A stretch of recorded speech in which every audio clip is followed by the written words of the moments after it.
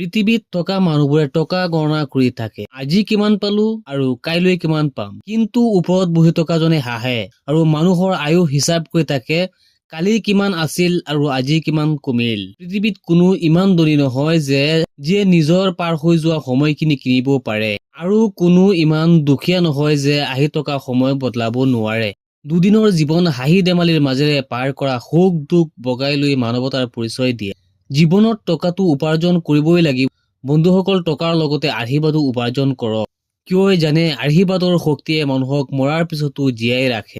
মানুহ সঁচাকৈ আচৰিত। ডুব গলে পানীক দোষ দিয়ে, উচুটি খালে পথাৰক দোষ দিয়ে, আৰু কৰ্মৰ দোষ দিয়ে ভাগ্যক, কিন্তু নিজৰ ভুলটো কোনোদিনেই দেখা নাপায়।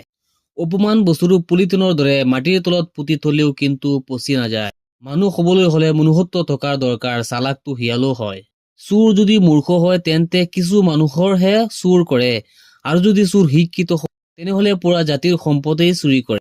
মৰিবৰ কাৰণে অকণমান বিষ খালেই যথেষ্ট, কিন্তু বাচি থাকিবৰ বাবে অনেক বিষ হজম কৰিব লগা হয়। মা দেউতাৰ চকুত কেতিয়াও চকুপানী আহিব নিদিব, কাৰণ যিখন গড়ৰ ছালত পানী পৰে সেইখন গড় সোনকালে ভাঙি যায়। এনে কিছুমান মানুহ আছে যিয়ে সন্মুখত মিঠা কয় কিন্তু পিছত আপোনাৰ কামত ব্যাঘাত জন্মাবলৈ উঠি পৰি লাগে। তেনে মানুহৰ পৰা সদায় বাছি চলিব। এইকেইটা কথা মনত ৰাখক আৰু অহংকাৰ ত্যাগ কৰক। মানুহৰ নিজৰ বুলিবলৈ কি আছে? জন্ম আনে দিয়ে, নাম আনে দিয়ে, শিক্ষা আনে দিয়ে, শেহজাদাতো আনে নিয়ে, তথাপিও কিন্তু মানুহৰ অহংকাৰ নকমে। শুনক, অহংকাৰ কমাওক।